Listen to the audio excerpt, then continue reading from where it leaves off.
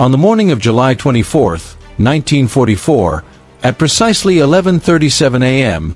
Captain Joe "Red" Mallister eased his B-24 Liberator into a wide banking turn over the emerald canopy of Tinian Island. The engines of his aircraft droning steadily as he peered down through gaps in the jungle and caught fleeting glimpses of Japanese soldiers darting toward cave mouths nearly 1,500 feet below, movements so quick and practiced they seemed almost unreal, and at 32 years old Mallister had already flown 17 bombing missions over the Marianas, each one carrying conventional explosives that thundered into the earth with spectacular violence yet achieved little against an enemy that had learned to vanish beneath the surface. For Lieutenant Hiroshi Tanaka and the men of Japan's 29th Infantry Division had spent half a year turning Tinian's natural caves into a sprawling underground fortress, carving tunnels through volcanic rock, reinforcing chambers with timber and stone, and transforming the island itself into a living weapon, a place where defenders could strike without warning and then melt back into darkness like ghosts, snipers emerging from hidden apertures to cut down Marines before disappearing again into cave systems that stretched for miles. And despite Mallister's squadron having dropped more than 200,000 pounds of bombs in the previous month, resistance remained fierce, with 43 Marines killed in just the last 72 hours, numbers that weighed heavily on every American commander watching progress measured in yards rather than miles. And General Holland "Howlin' Mad" Smith, furious at the slow grind and the mounting casualties, demanded a solution to an enemy that seemed immune to everything the United States could throw at it, a frustration shared by Mallister himself, who had joined the Marines in 1941 dreaming of decisive aerial battles only to find that the Pacific War was defined instead by attrition, repetition, and an adversary that refused to break. And so on this particular morning his bomb bay held something new, something most pilots dismissed as another experimental gimmick: 6 canisters filled with a sticky, honey-colored gel devised in a Harvard laboratory by chemist Louis Fieser, a mixture of gasoline and aluminum salts that clung to whatever it touched and burned with terrifying persistence, a substance given the name napalm. And as Mallister approached the target area, he could see Lieutenant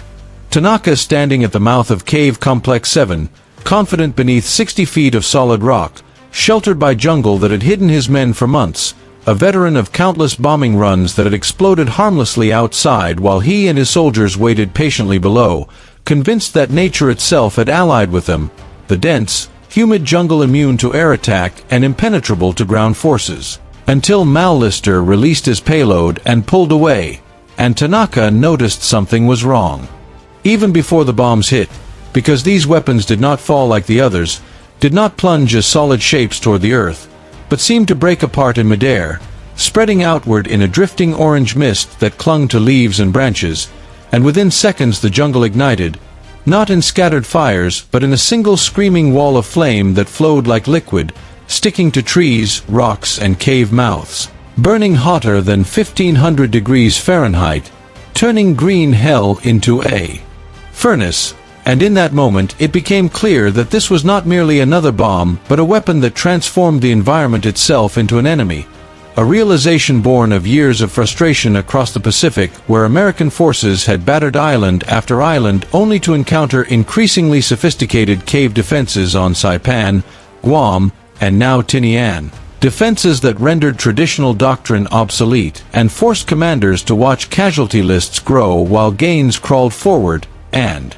Mallister understood this brutal arithmetic better than most, having flown mission after mission over the Marianas without seeing meaningful reductions in resistance. His aircraft, Devil's Advocate, dropping everything from 500-pound general-purpose bombs to 2,000-pound armor-piercing shells with little effect, the caves remaining active, snipers continuing their deadly work, and intelligence revealing just how formidable Tanaka's sector truly was. 47 separate cave positions linked by tunnels across 2 miles of coastline, each complex expanded into multi-level strongholds with ammunition stores, medical areas, sleeping quarters, and carefully camouflaged entrances providing interlocking fields of fire, all deep enough to shrug off even the largest bombs. And though Mallister's squadron followed textbook procedures, approaching at altitude, saturating targets, circling for assessment, and calling corrections. Reconnaissance showed again and again that the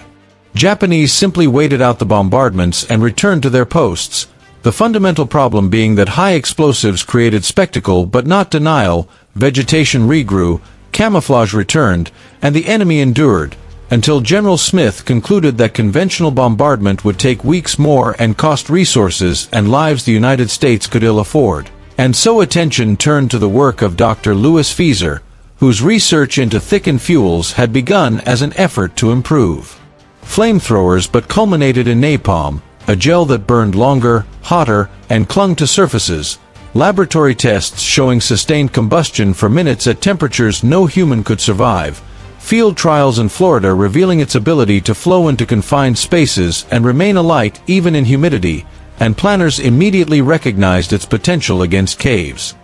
Not as a blast weapon but as one of denial, creating fires that could penetrate tunnels and make positions uninhabitable long after impact. And by early July 1944 the first napalm bombs arrived in the Pacific, accompanied by special handling instructions and new tactical doctrine. Each canister weighing roughly 170 pounds and designed to rupture and spread burning gel across hundreds of square yards, and Mallister first encountered them during a briefing on July 20th, noting the hesitation in the intelligence officer's voice as he described their effects, as though even those presenting the weapon were unsure what would happen when it met jungle and rock. And when armament crews loaded the canisters, Mallister felt their strange weight, liquid rather than solid, requiring trim adjustments, and learned that the attack profile would be different, lower, more precise, aimed at cave complexes that had defied every previous assault, with Tanaka's western sector chosen as the primary test. And on July 24th the weather cooperated, clear skies and light winds, as 12 B-24s lifted from Saipan at 10:45 a.m., flying lower than usual, radios silent, while Tanaka observed their approach and sensed something unusual in their formation, ordering his men deeper underground, trusting the procedures that had saved them before. But when the napalm struck it rewrote the rules of the battlefield, rupturing above the canopy, cascading through branches, igniting instantly, flowing like fire through the undergrowth, turning individual trees into towering torches and stripping away camouflage that had hidden cave mouths for months, black smoke marking entrances as flames clung to rock and seeped inside. And Mallister, circling above, watched in stunned silence as the jungle seemed to move with purpose, fire behaving less like an element and more like a living thing. And inside Cave Complex 7 Tanaka felt the transformation immediately, the entrance becoming a blast furnace as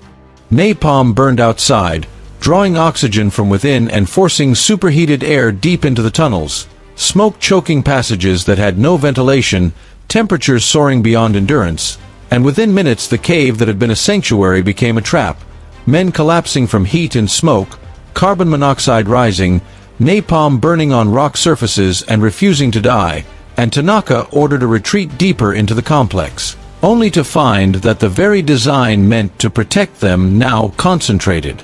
heat and gas, while Sergeant Akira Yamada led a group through connecting tunnels toward another complex, each breath searing lungs, training and doctrine useless against a weapon that cooked defenders alive in their own fortifications. And above ground the fires burned on for hours, spreading through vegetation, water only smearing the burning gel further, sand and dirt useless. Japanese soldiers like Private Kenji Nakamura watching from observation posts as 2 square miles of jungle turned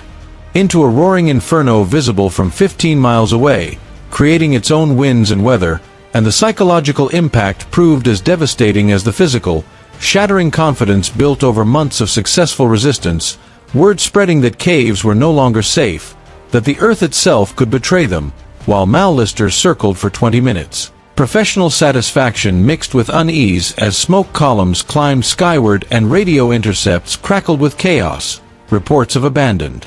positions, blocked evacuation routes, ammunition cooking off, the western sector collapsing in a way weeks of bombing had never achieved, and Tanaka, facing the deaths of his men, made the agonizing decision to abandon his position, leading survivors across open ground under the gaze of American aircraft, knowing every principle of defense was being violated but that remaining meant certain death. And as reports reached Japanese headquarters describing the devastation, doctrine built since 1943